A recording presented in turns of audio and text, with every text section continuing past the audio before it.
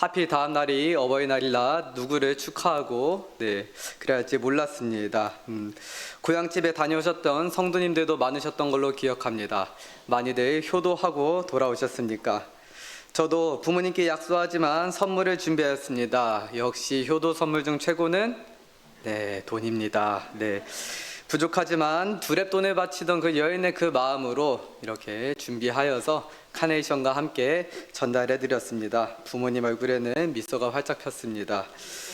최고의 효도는 무엇일까요? 아마 부모님을 공경하는 것일 것입니다. 선물도 좋지만 특히 돈이면 더 좋지만 그래도 그것은 공경의 한 가지 방법일 뿐입니다.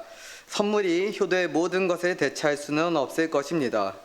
무엇이 되었던 그 자녀가 자신의 삶을 잘 꾸려나가고 부모님과 자주 만나서 시간을 보내며 그 사랑을 나눈다면은 그것이 최고의 효도일 것이라 생각합니다.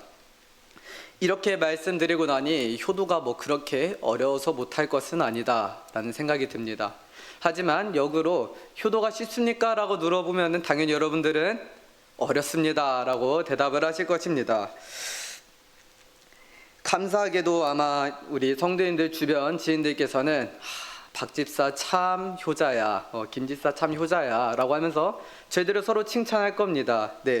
하지만 저희들 중에 스스로 제가 좀 효자입니다 이렇게 말하고 다니는 분은 없을 것입니다. 흔히 저희 말로는 불효자는 웁니다 라는 표현을 종종 들어보았을 것입니다. 저는 CM에서 설교를 영어로만 계속 해왔습니다. 한국어가 사실 설교라는 게 참 어색할 정도입니다. 외국에는 이런 표현이 없습니다. 불효자는 웁니다. 들어본 적이 없습니다. 하지만 또한 우리나라 안에서도 보면은 불효자는 웁니다라는 말은 있지만 제 부모들은 웁니다라는 말 들어보셨나요? 어느 문화작품에서도 어느 영화에서도 들어본 적이 없는 표현일 것입니다. 자녀로서의 효도는 도리로서 자주 언급되지만 부모에게 자식 사랑이 도리라고 강조하는 표현은 딱히 없는 것 같습니다. 왜 그럴까요? 부모 사랑은 바로 우러나오는 내리사랑이기 때문입니다. 누가 가르쳐줘야 하는 것이 아닌 그저 자연스럽게 나오는 그런 사랑이기 때문입니다. 오늘 본문 속 다윗의 모습은 부모의 이 내리사랑이 예쁜 자식이나 불효자나 모두 가리지 않고 사랑하는 모습을 볼 수 있습니다. 다윗의 아들 압살롬은 형제들 간의 우애 좋은 모습 대신 피해 복수를 감행하였습니다. 자신의 누이를 겁탈했던 이복형, 그 이복형을 향한 분노, 그리고 그 당시 어떠한 조치를 취하지 않았던 아버지 다윗에 대한 분노로 그는 살인을 저질렀습니다. 여기까지는 저도 그의 억울함과 분노에 공감할 수 있었습니다. 하지만 그의 뒤 행보까지는 저도 이제 갓 아비가 되었지만 이해할 수가 없었습니다. 첫 복수를 성공한 압살롬, 그는 이제 그 아버지 다윗에게로 복수의 화살을 돌렸습니다. 멈추지 않았습니다. 아버지의 신하들을 현혹해서 자신의 세력을 규합하였고 자신의 누이 동생의 원수를 갚았음에도 또 아버지의 후궁을 백성들 앞에서 능욕하였습니다. 조금은 속된 말로 하자면 압살롬은 잡아 죽여도 시원찮을 그런 아들이었습니다. 헌데 다윗 왕은 이 와중에도 싸움을 피했고요. 이 와중에도 우리 아들 죽이지 마라, 싸우는 건 싸우는데 생포해와라 라고 이런 지시를 합니다. 저는 이쯤 됐을 때 이 정도면은 돌아온 탕자가 착한 사람이다 라고 느꼈습니다. 압살롬의 모습을 계속 보면서 저는 이 사람에게 페류나라는 호칭을 부여하였습니다. 근데 독자인 저도 이렇게 화가 나고 들으시는 여러분들도 조금 부글부글 끓으시는 것 같습니다.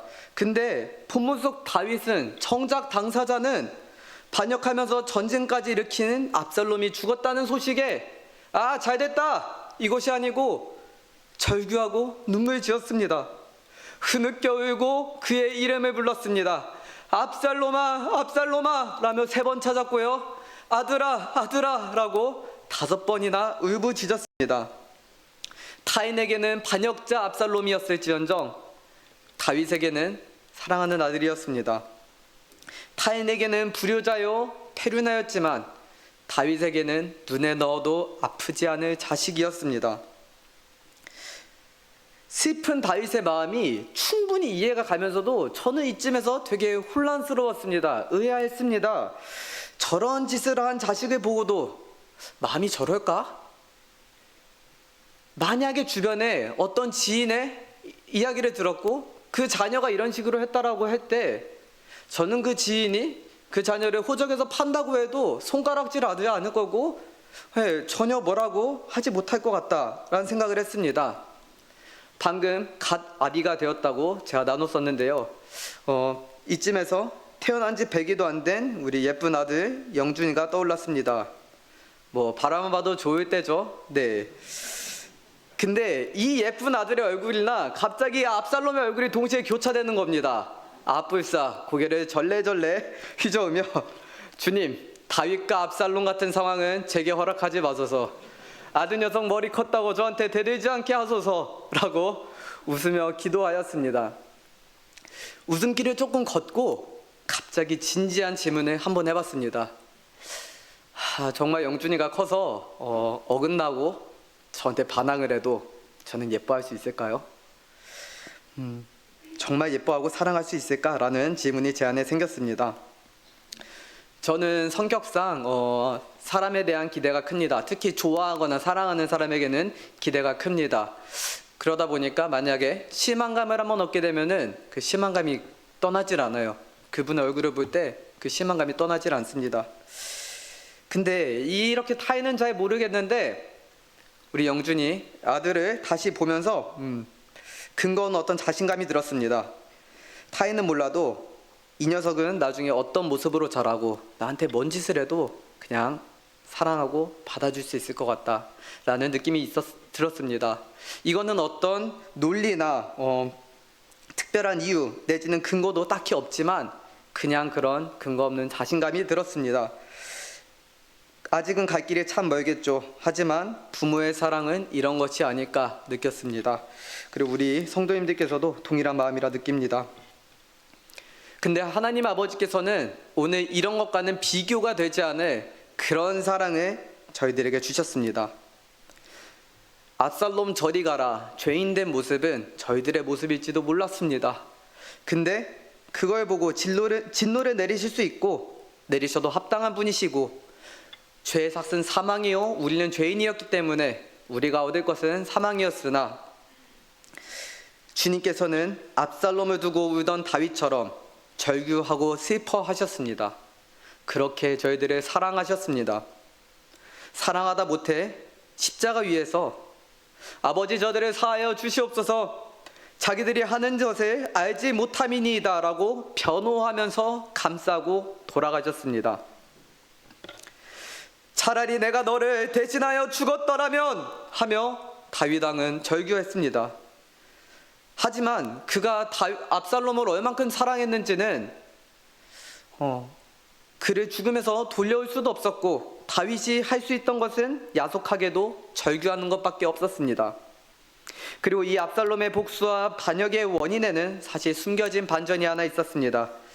사무엘하 12장 12절을 보면은 여호와께서 또 이와 같이 이르시기를 보라 내가 너와 내 집에 재앙을 일으키고 내가 내 눈앞에서 내 아내를 빼앗아 내 이웃들에게 주리니 그 사람들이 내 아내들과 더불어 백주에 동침하리라 말씀하셨습니다. 네, 이것은 다윗이 밧세바를 취하고 우리아를 죽였을 때 하나님이 나단 선지자를 보내서 말씀하셨던 예언이자 저주였습니다. 사실 다윗은 다 알고 있었습니다. 압살롬이 이렇게 반역하고 대드는 것이 자신의 죄의 열매라는 것을요. 차라리 너를 대신하여 내가 죽었더라면 하며 절규하던 분 한 분 더 있으셨습니다.